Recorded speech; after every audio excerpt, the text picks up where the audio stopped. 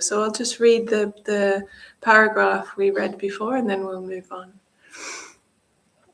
So Vasishta said, I shall surely accede to your request, and, O Rama, I shall now impart to you the wisdom which was revealed to me by the divine creator, Brahma, himself.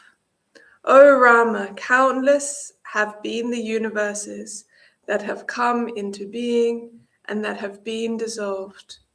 In fact, even the countless universes that exist at this very moment are impossible to conceive of. All this can immediately be realized in one's own heart, for these universes are the creations of the desires that arise in the heart, like castles built in the air. Neither the world nor matter nor the modes of creation are truly real. Yet the living and the dead think and feel they are real. Ignorance of this truth keeps up the appearance. So basically everything has already been said in one beautiful paragraph, but now we'll expand on it and continue. So, O Rama, even as water remains water, whether there are waves or no waves, whatever be the external appearance of the liberated sage, his wisdom remains unchanged. The difference is only in the eyes of the ignorant spectator. Therefore, O Rama, listen to what I am about to say. This instruction is sure to remove the darkness of ignorance. So, starting off with this very well-known analogy of water being waves or being the ocean. So often we see this analogy to talk about the individual self, Jiva or Shiva or Brahman, that universal self being the ocean. We perceive ourselves to be the waves, but actually we are the ocean. Wave is just an imposition upon the ocean, the apparent existence, that individual existence that comes and goes. But what is the essence of the wave? Actually, it's simply ocean, or you can say simply water. Ocean, as again, is a imposition because ocean we have many different oceans, bodies of water. But what is going beyond that one is water. So even as water remains water, whether there are waves or no waves, even as water remains water, whether there are waves or no waves. So that self, that Brahman, is and always has been in existence. That is the nature of yourself, and that always has been your true self, and it always will be your true self. It has always been there, and it will always be there, whether or not there is individual, whether there is this wave, whether there is the perception of duality and this world that apparently exists or not. Yourself, Brahman, is always there. And then Vasishta uses this analogy to talk about the Guru. So whatever be the external appearance of the liberated sage, his wisdom remains unchanged. In the Bhagavad Gita, there is this term, stita pragya, to be settled or established in wisdom or in knowledge. So that means that you are always that. So this is used in the Bhagavad Gita to explain, to talk about that liberated soul, liberated being who has attained to that full realization. We might have knowledge, we might gain knowledge by degrees until we reach that state. But what we have to test ourselves to see how permanent that knowledge is. And we carry on until we are completely established or fixed, settled within that knowledge.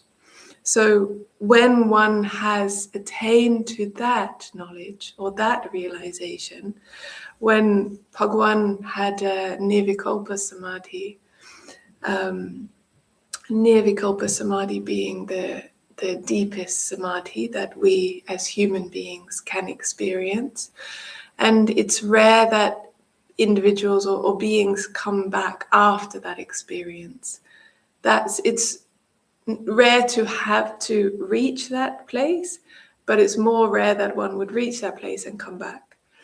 Often somebody reaches that place and then the body ceases to exist as well anymore. But those who have work to do, those who are in the role of gurus, those who have a destiny to share this knowledge or to spread this knowledge within the world, they come back. So that's what happened in the case of Bhagwan. And he, after the attainment of that, he wrote a letter to his guru, and his guru confirmed his realization.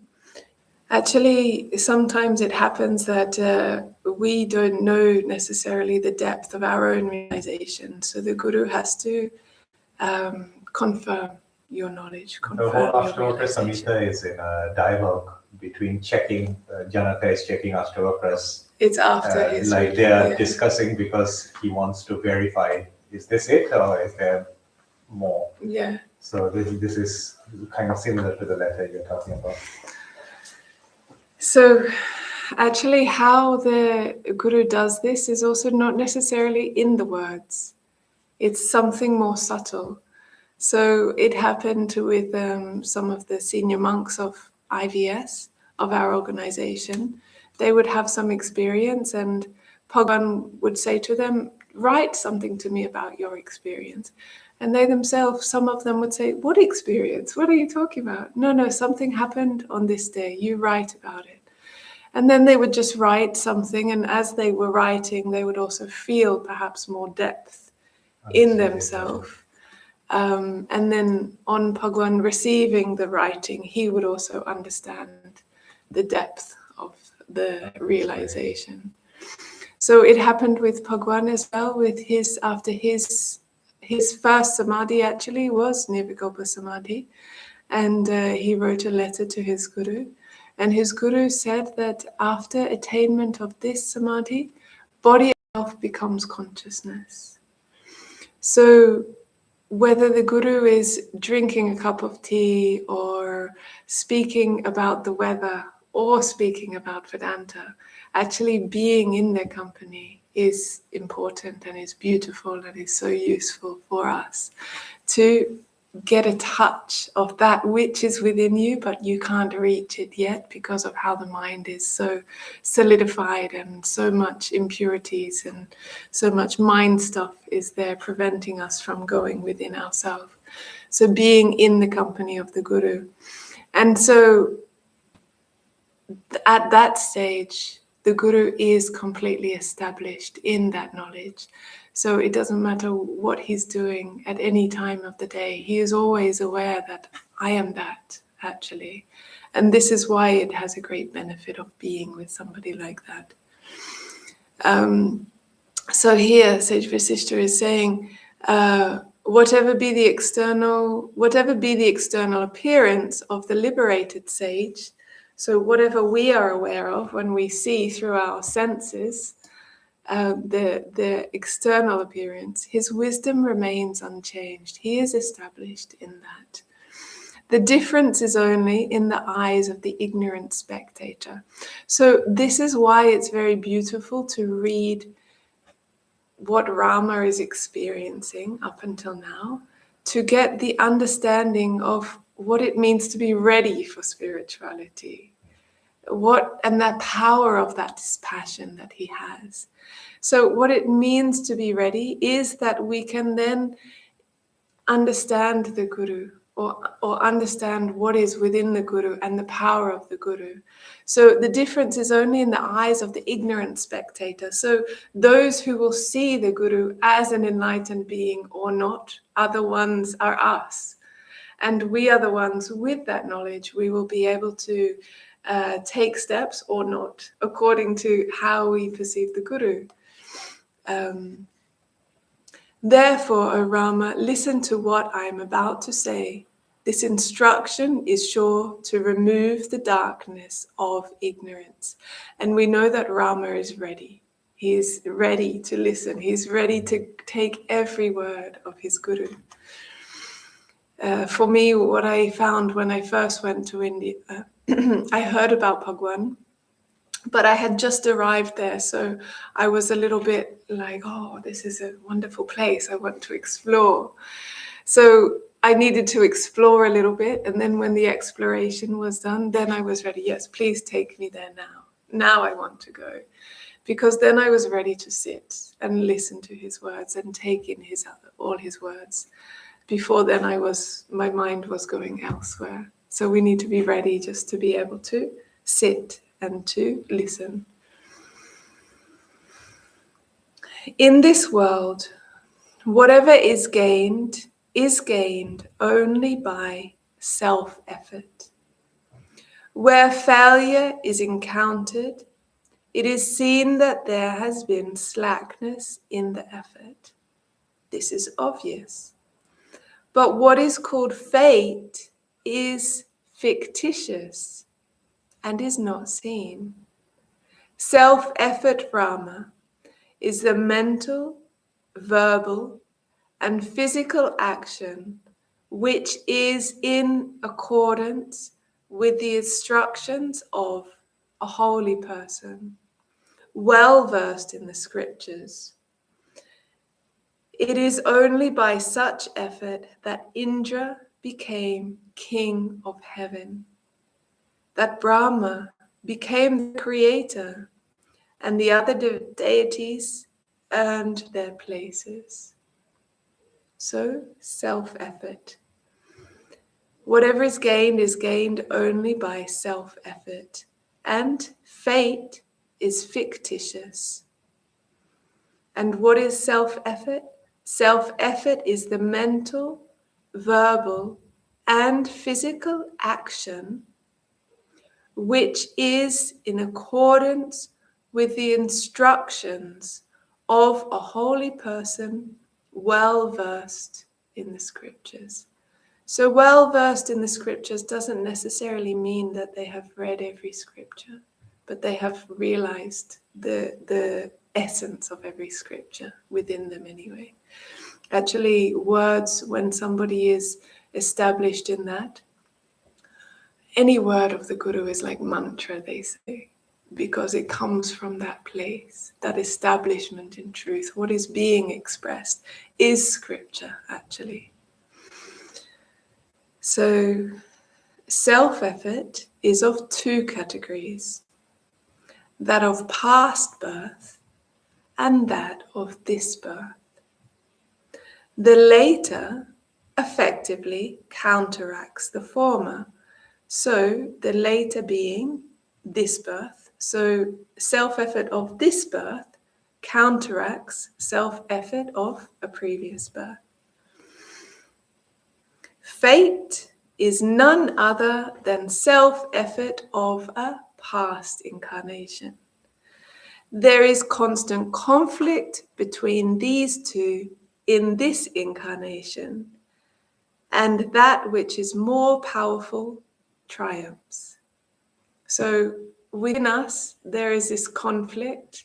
I'm trying to do something, but my belief or my mind is telling me I can't do it, or for some reason I'm just finding that I can't do it. It may not even be anything clear to me. But what is being said here is that the effort of this life will always be stronger than self-effort of a past life. So that which is more powerful within us will triumph. There will be a conflict within us. The outcome of past life effort and outcome of this life effort. And which one is more strong within us will, of course, overpower. But what has already been said is that self-effort of this life can counteract former self-effort of former life. So actually, there is no reason why self-effort of this life cannot be stronger, cannot win. Self-effort, which is not in accord with the scriptures, is motivated by delusion. When there is obstruction in the fruition of self-effort, one should examine it to see if there is such deluded action. And if there is, it should be immediately corrected. There is no power greater than right action in the present. However, one should take recourse to self-effort, grinding one's teeth, and one should overcome evil by good and fate by present effort. The lazy man is worse than a donkey. One should never yield to laziness, but strive to attain liberation. So here in one sentence, there is like laziness and then there is liberation. So actually what is effort or self-effort should be aligned to that liberation. The final Purushartha, moksha, actually it should be about the purpose of life. If we are putting self-effort in another way, that's not to do with the goal of human existence, then this is more to do with delusion, as it's being mentioned here. So the lazy man is worse than a donkey. One should never yield. So why is it said this? Lazy man is worse than a donkey. So it's used the like animal and a human. So a human who is lazy is actually worse than an animal. Why? Because human being has already had a huge attainment of human birth. So if we are not valuing and recognizing and using and following that goal of a human birth and applying the self-effort to attain the purpose of human birth, then that's why it's then comparing to an animal. Actually, but worse than an animal, because an animal is not actually able to attain that. It doesn't have that rational faculty to be able to sit and contemplate and analyze what it is doing with its life. So it's bound to live in the way that it has to live as an animal. Whereas human beings living as animals are actually worse than that. Swami Vivekananda said actually that we are on a journey from brute man to Buddha man. This is what this human existence is, a journey from brute man to Buddha man. So brute, and for me, my understanding is like human being would be somewhere kind of in the middle. So brute man is somebody that hasn't even attained to the qualities of a human being. What does it mean to be a human being? And then from there, we start to understand this human existence. What is the goal of being a human? And what are the qualities of a human? And then we start to move towards becoming Buddha, an enlightened or a perfected being. One should never yield to laziness, but strive to attain liberation.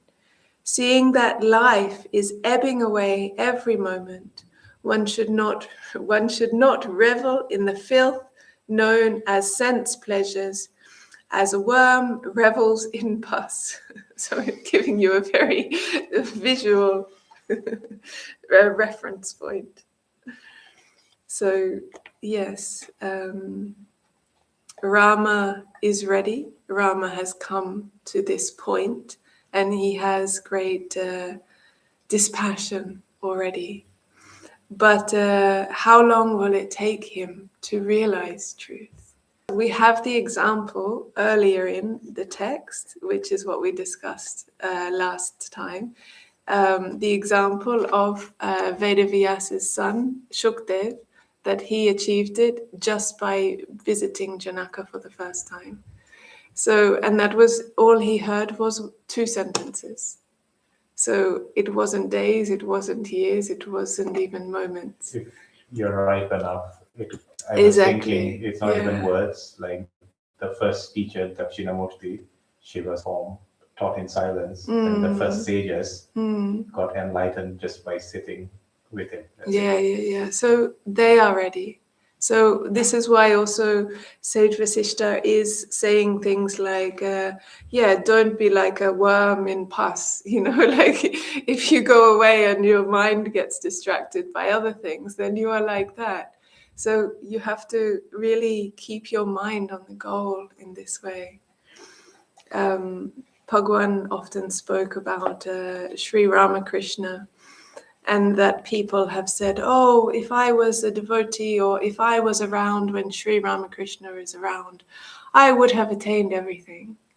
And Sri Bhagwan, his point is always to look at yourself. Actually, in the case of Sri Ramakrishna, most people wouldn't even recognize him if he was there now. And then he gave the analogy of like Durga Puja in Kolkata, that there are many pandals. And if Sri Ramakrishna arrived in one of the pandals, people would just say, go away, you're intoxicated. They wouldn't recognize him. So he says that it's not enough to have a guru like Sri Ramakrishna. Actually, you have to make yourself like Swami Vivekananda. So it's for us, that journey for ourselves to be the perfect disciple. And then, then you don't need all this time. There's another story, I don't know who the story is about, but a story of a guru and disciple who were walking one day, and the guru said, when will I attain self-realization? Sorry, the disciple said, when will I attain self-realization? And the guru took his head and he put his head in the lake, because they were walking next to the lake. And then he held him there just long enough that he would be thinking only of his next breath, and then he released him. He said, how did you feel? I just needed air. I just needed my breath. The guru said, okay, when you want realization like that, then you will attain it. So actually, it's for us to build our determination, for us to build our dispassion, our renunciation, our ability to discern truth from untruth. So one who says, fate is directing me to do this, is brainless, and the goddess of fortune abandons him. Hence, by self-effort, acquire wisdom, and then realize that this self-effort is not without its own end. In the direct realization of the truth, if this dreadful source of evil named laziness is not found on earth, who will ever be illiterate and poor? It is because laziness is found on earth that people live the life of animals, miserable and poverty-stricken. So basically, he's pointing to self-effort, that everybody can take themselves out of that miserable condition. That there is, because we can blame everything on fate. Oh, it's because of fate that I'm born into this depressing condition and I have no power to get out of it. But he is saying, actually, it's only because there's laziness that this happens. So this is the teaching of Vasishta. And then that page says, Valmiki said, at this stage it was time for evening prayers and the assembly broke up for the day. So moving on. So it can't be 3 days, because actually each page is also dated another day. As a day, okay. Yeah. So let's continue a little bit more. Vasishta began the second day's discourse. As is the effort, so is the fruit, O Rama. This is the meaning of self-effort, and it is also known as fate, which afflicted when afflicted by suffering, people cry, "Alas, what tragedy!" or "Alas, look at my fate," both of which mean the same thing. What is called fate or divine will is nothing other than the action or self-effort of the past. The present is infinitely more potent than the past. They indeed are the fools who are satisfied with the fruits of their past effort, which they regard as divine will, and do not engage themselves in self-effort now. Sometimes it happens that without effort, somebody makes a great gain. For example, the state elephant chooses, in accordance with ancient practice, a mendicant as the ruler of a country whose king suddenly died, without leaving an heir.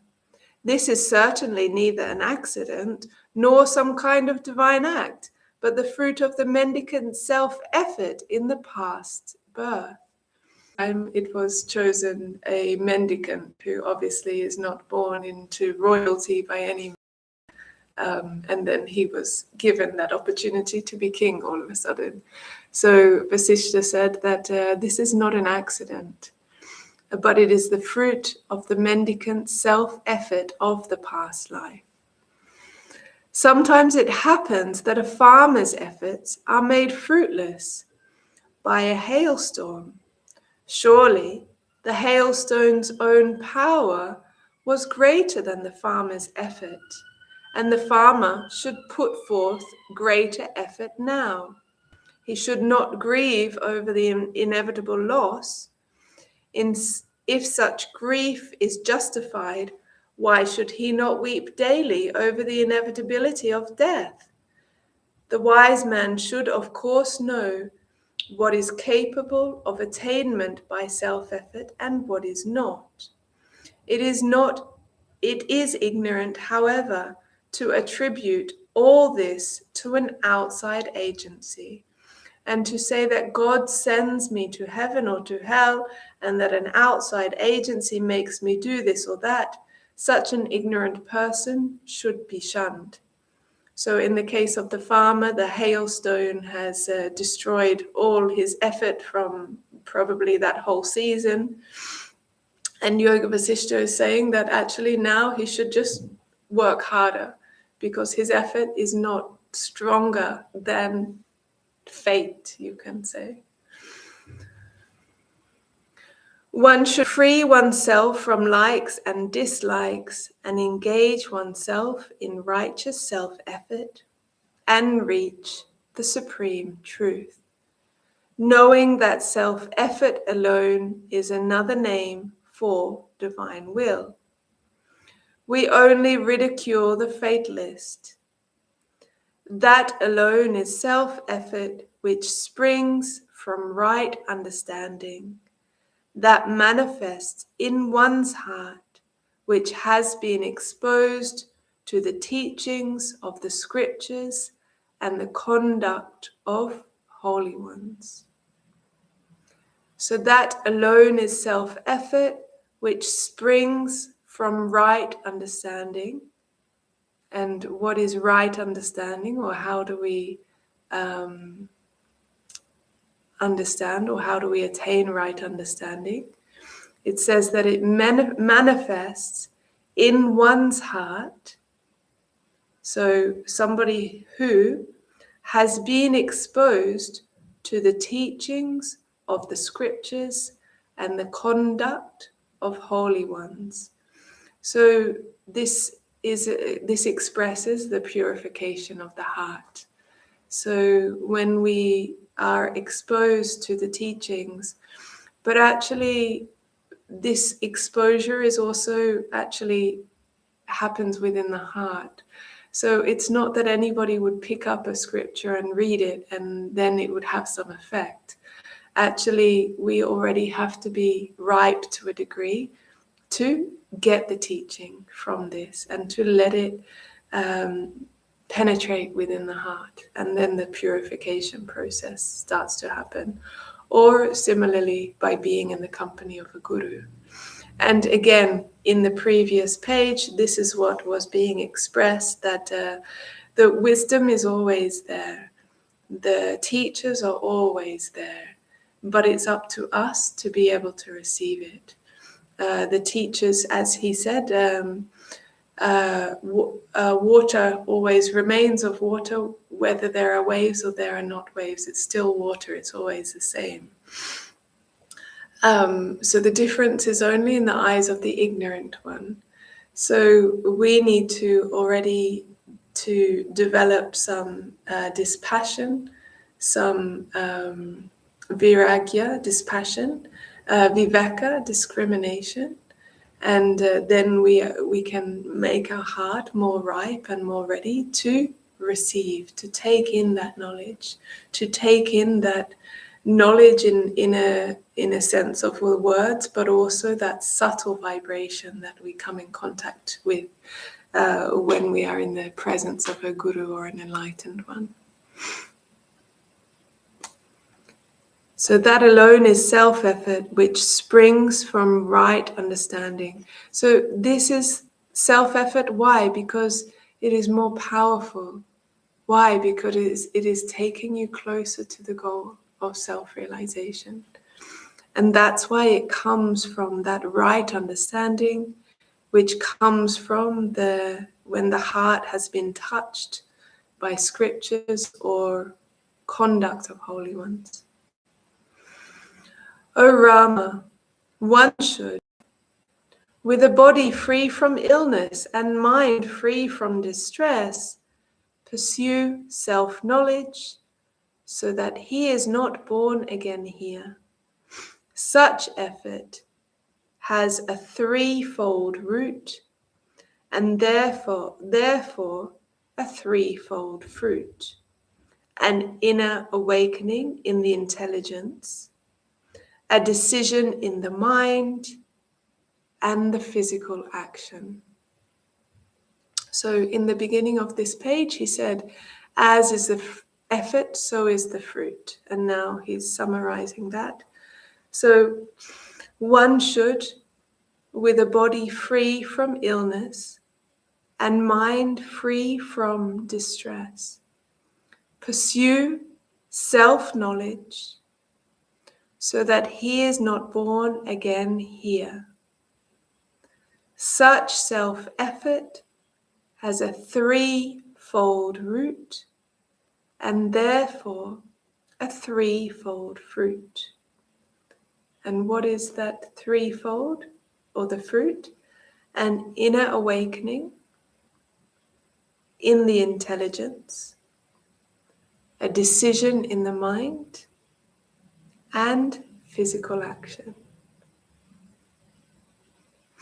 So what is the decision in the mind? It is that sankalpa, that resolve. I will do it. My life is for that.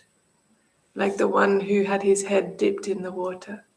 He was just thinking about his next breath.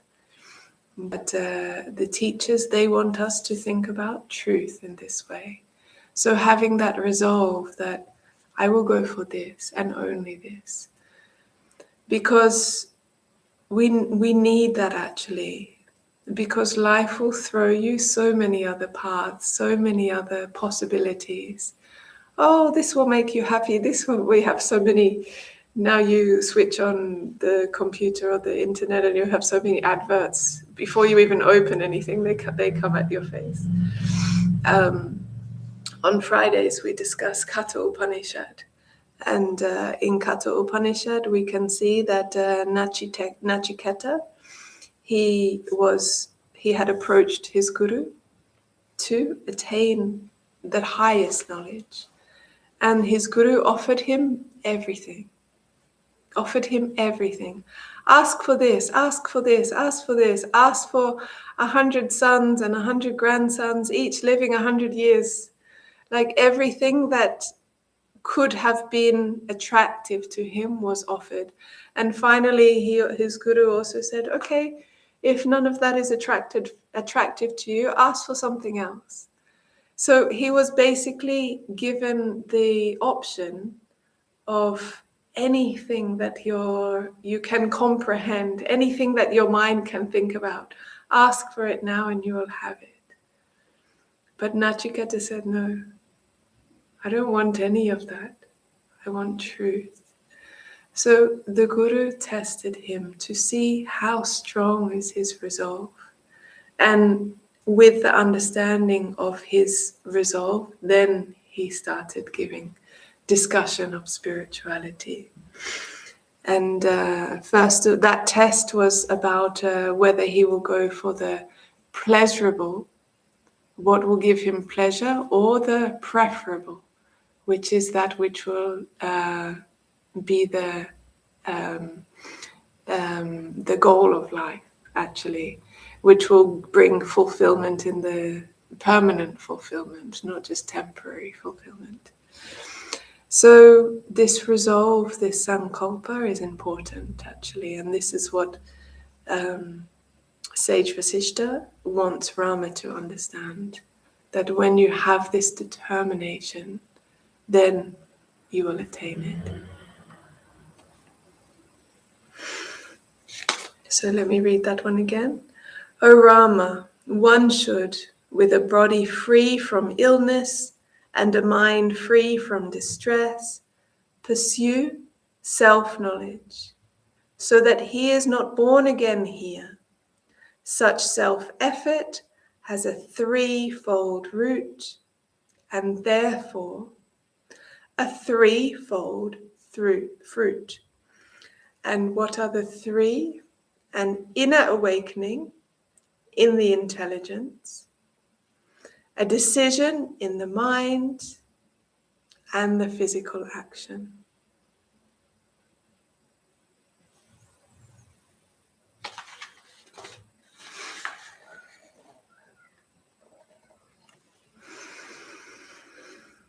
Vasishta continued. Self-effort is based on these three: knowledge of scriptures, instructions of the preceptor, and one's own effort. Fate or divine dispensation does not enter here. He who desires salvation should divert the impure mind to pure endeavor by persistent effort. This is the very essence of all scriptures. Self-effort is based on these three: knowledge of scriptures, instructions of the preceptor, and one's own effort. Fate or divine dispensation does not enter here. Hence, he who desires salvation should divert the impure mind to pure endeavor by persistent effort.